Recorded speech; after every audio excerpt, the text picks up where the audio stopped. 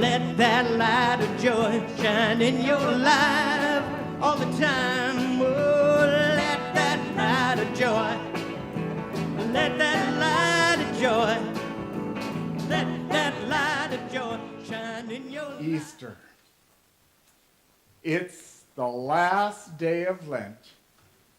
And if you've been on this journey with me, this wonderful pamphlet out of Unity, Fasting and Feasting, where we have given less energy to negative thought, you may have experienced the grace of a wonderful journey. I have learned so much over this Lenten season.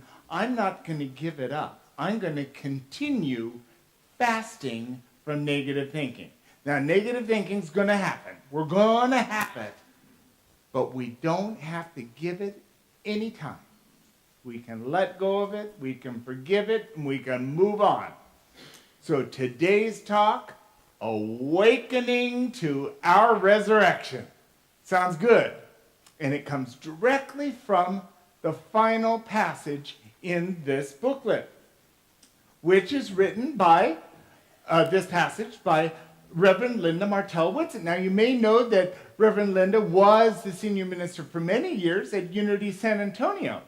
And then she was called to Silent Unity in Kansas City, and she's one of the core directors there.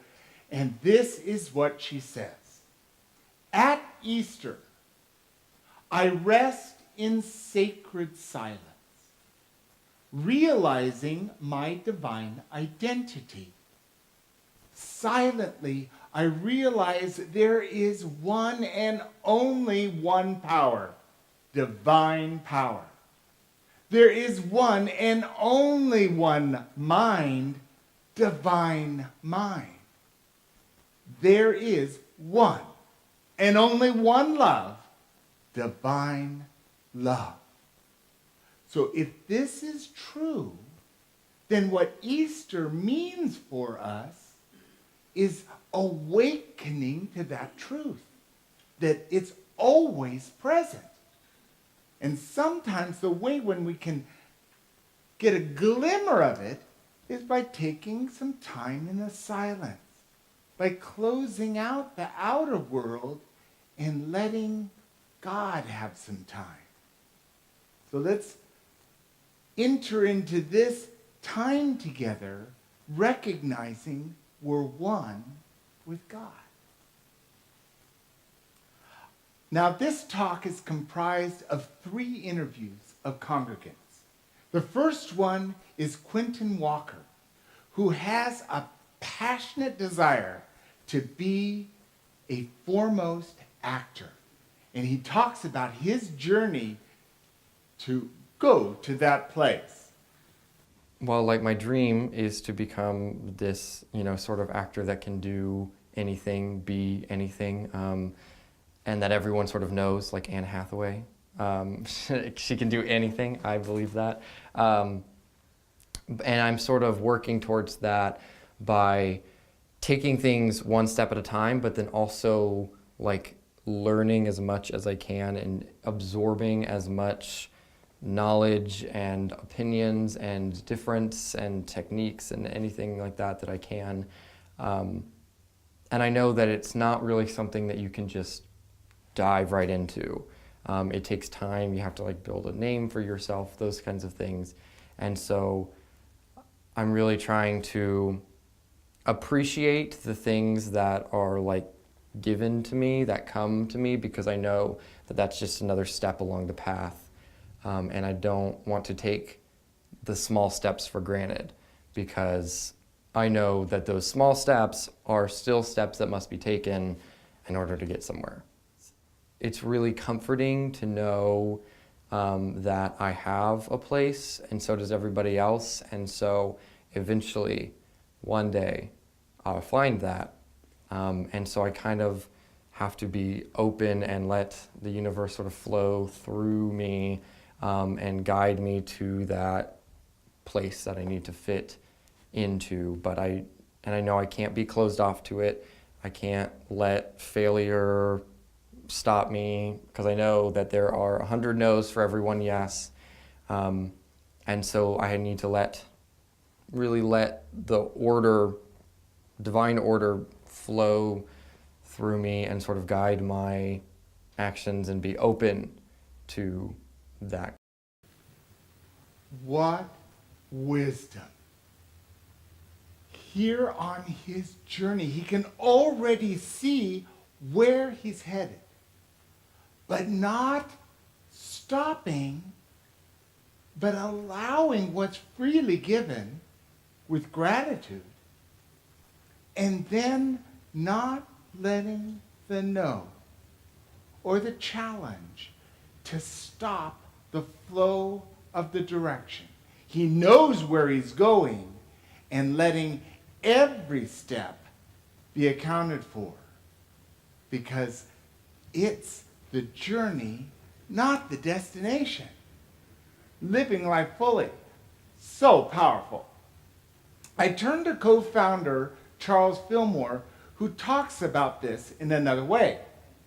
We must rise to the conscious realization that every thought of mind, every atom of the body, every molecule of being, every function of nature, and every force is divine. And all of these do and shall vibrate to the harmonies of spirit. This is the resurrection of man. There is no other. So this Easter day, where we're celebrating the rising up, the awakening to resurrection, our resurrection is acknowledging that every cell of our being, every molecule of our existence is one with God. And there is nothing we need do to allow God to do what God does. Because that's what God does. We just need to allow it some space.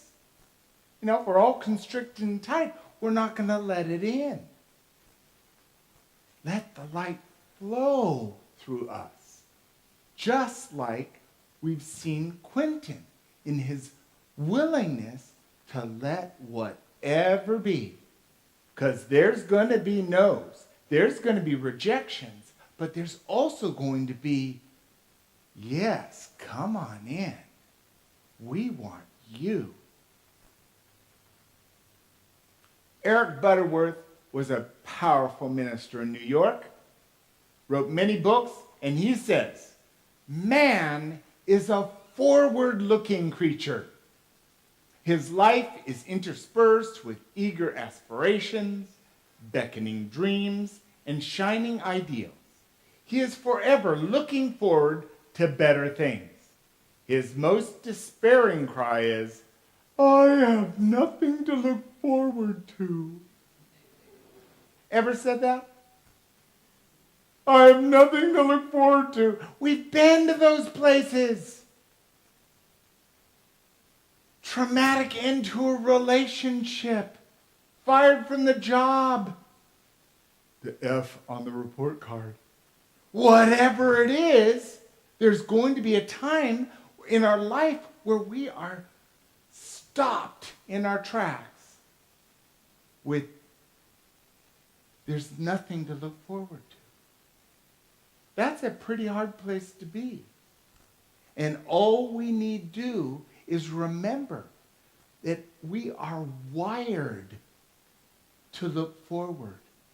We're wired to have dreams and yearnings and know that there is something for us ahead of us. Now, what we heard from Quentin is he hears and knows that there's this place where he's going to be able to shine and be recognized for his talent in the world. And we can already see that. We can hold the vision of Quentin Walker, the actor extraordinaire. It's easy for us to hold that vision because it's easy for us to hold forward, to be beckoned to what's possible. And it's that beckoning to what's possible that allows us to live in resurrection. This is the first resurrection affirmation. Let's say it together. Divine power is my inspiration to follow my dreams. Yes, it is. And the next interview is with Deb Thomas. Now, Deb Thomas had shared with me recently that she's ready, I think, maybe to retire. So let's hear about her journey for this. I'm getting very close to being ready to retire. Yes, I feel it coming. I've worked all my life, Gary. All my life. I always say I don't know how to do much but get up and go to work and come to church. But, so there's a little bit of a fear about it. Who am I going to be? What am I going to do? So I've been meditating, I've been praying for exactly that, divine guidance. And the other thing is I have so many things that I want to do. I have to kind of say, okay, help me prioritize. What's going to be number one? What's going to be number two? Because I've also always said I'm not a person who's going to sit at home and watch Oprah. That just isn't going to happen in my world. What is my dream? Well, to become a licensed Unity teacher. And so once I do make that decision, I know that I can spend more time doing that. I just want to do more fulfilling things besides go to work. Read more, study more, garden more, things that I enjoy. It is a fearful thing for me to do, financially and socially. I mean, I get a lot out of going to work. And Unity has taught me how to step into that fear and just walk through it, and how to pray and meditate and talk to God and talk to my friends who have been through a similar experience. Beautiful. Because sometimes we have the goal and we don't even know how we're going to get there. And that can bring up some fear. Well, I don't know. And that can bring up some fear. But Deb has the tools. Taking time in prayer and meditation, talk with others, reason it out, and she will plan and know what she needs to do to be able to go, okay, I'm retired. Now I'm stepping into my new life. It's beautiful. And it's not that different than Quentin's journey of having a goal he's working toward and stepping into it. And both of them know the value of turning in and asking for God's guidance, for the clarity of what's next. What's the right decision? Do I go this way? Do I go this way? Where do I go to get my schooling?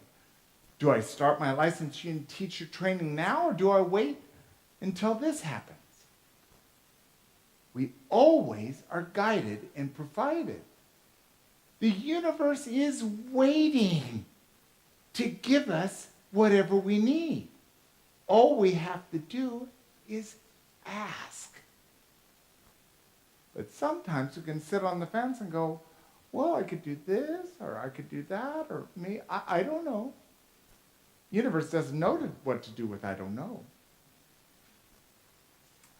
Turning back to Eric Butterworth, he says, when we look forward from a consciousness of unity with life, oneness with God, all work, play, relationships, religion become inner-centered. We become more concerned with what we can give to life than what life is giving to us. And the resurrection becomes not just another miracle, but a timeless quality of life. Isn't that what we want? A life that's rich and engaged and satisfying comfortable with people to work with and share with and challenge with. Because part of that process is we're going to have to learn a new idea, awaken to a deeper acceptance. Yes? It's all part of it. The resurrection affirmation, let's say this one together. Divine guidance leads me to my highest good, and so it is. This last interview is with Leslie Woods. She has been dealing with a pain in her shoulder that's just restricted her range of motion, and she talks about how this has been a tool for awakening to deeper wisdom. Divine love for me is such a key aspect to my healing process because the divine love allows me to be patient with my body. And that's not always easy to do, especially when I like to be on 100% all the time, and I'm a little limited for now. So I use the divine love aspect to help me be patient with myself, and I also use it to make me refocus my energy elsewhere besides where the pain is. So when my shoulder hurts, I acknowledge it, saying, thank you very much. I will move it and adjust it to get comfortable, but try not to dwell on it. And then I think of what my relief level is, because if I find out that if I focus more on what my relief is instead of what my pain is, that the pain decreases and the relief increases. And so that is also helpful. And then taking time to be still and just breathe and know that healing is a process. It doesn't happen overnight. But we are unlimited as to the source that we have to be able to bring forth healing in so many ways that you can feel it slowly getting better and slowly going back to where it needs to be. And then to take the proper measures with the skills that we have here, Western medicine, Eastern medicine, to use all the tools that I have. So including the divine love and the healing powers of my faith, I also rely on our medical technology and use every tool I can get my hands on. And so that works great. It's beautiful and great wisdom. If I focus on the pain, that's only going to accentuate the pain. But if I focus on my relief, I have relief. And certainly when we constrict and tighten up, it's just going to accentuate it. Where if I relax and breathe and allow, then I can focus on the healing I know is happening. In talking with Leslie after the service, she hasn't been able to raise her arm any higher than that, and she was up here. It happens, and we can all right now hold the vision of Leslie's shoulder being totally free and in place and easy to move, pain-free, because prayer works. And that collective thought is power. And we can do all of this together or separately by turning within to the innate wisdom that always is present and align with that. And that's our resurrection. That's the waking up to this is a day to remember that each day I arise. Each day I resurrect in knowing that I'm one with the power of the universe. One mind, one love. And that is our God Day. I turn to close this talk by the passage that's in Fasting and Feasting with Reverend Martella Whitson. She says, "In restful silence, I rise into the mystery of the resurrection." And then she says these affirmations. "I am the refreshing, renewing spirit of divine life, stirring into life of my dreams and intentions. I am the tenacious spirit of divine order, buoyant and resilient. I am the light of divine love, an embracing presence of healing and renewal." If we know something is for us, our retirement, a new career, a healing, a new relationship, a new home, if there's anything we're being called to, if we turn within, we can find the strength, the guidance to take the steps towards whatever that is. And that's what this Easter is calling us to be awakened to. God's ready to say yes. All we need to do is turn within. Let's say this resurrection affirmation together. Divine love blesses and heals my mind and body. And so it is. And let's take this resurrection into us as we take this time in meditation.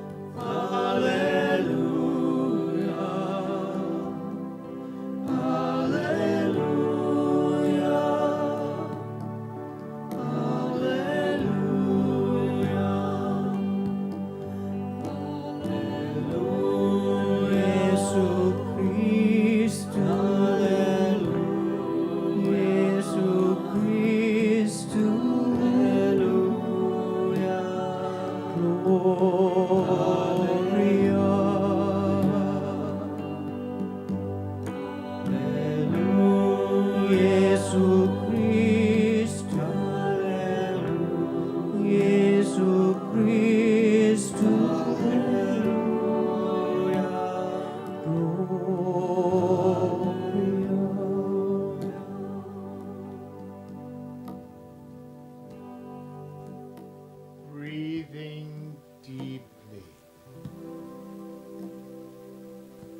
we settle into this now moment. Relaxing our shoulders and becoming present I invite you to breathe into your heart. And it's within this breathing into our heart space that we open ourselves up to our divine nature, to the God of our understanding, to the master teacher Jesus, who beckons us home.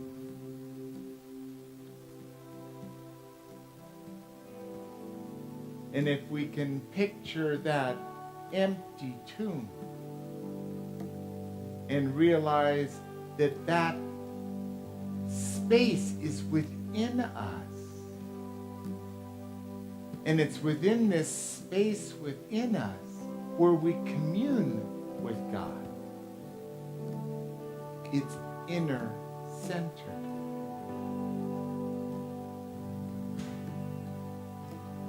We can place into our center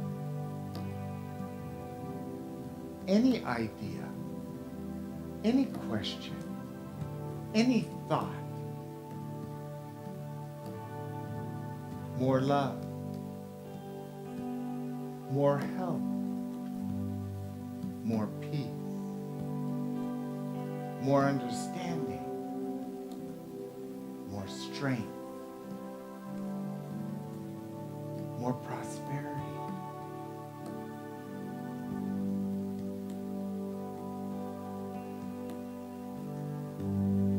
As we quietly breathe into this space, let's allow the silence to open us to new realization. So let's take it into our center as we now enter the silence.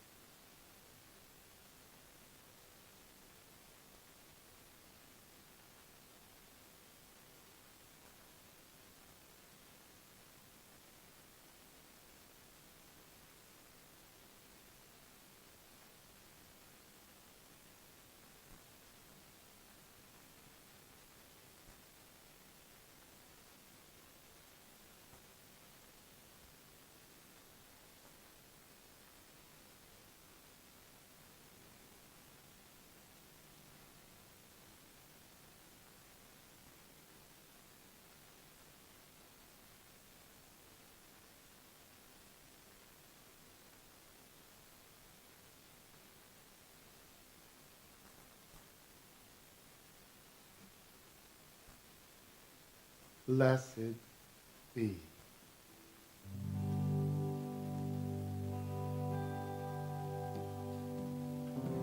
If anything came to you in realization in this time of silence,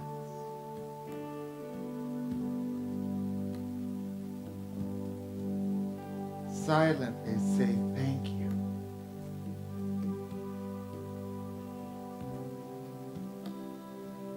If the realization is, this is peaceful, thank you. This is the next small step, thank you. I never saw it that way before, thank you.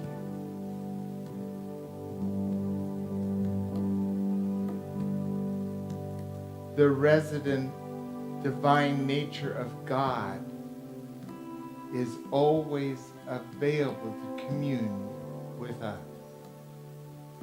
All we need to do is set down the outer world for a moment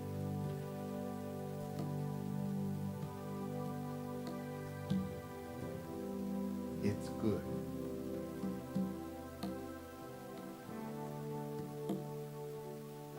Let this be a God day.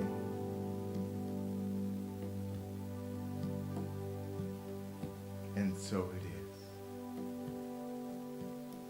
You might wiggle your fingers or your toes, roll your head, your shoulders, and when you're ready, open your eyes. And from there, we will say this Easter affirmation together.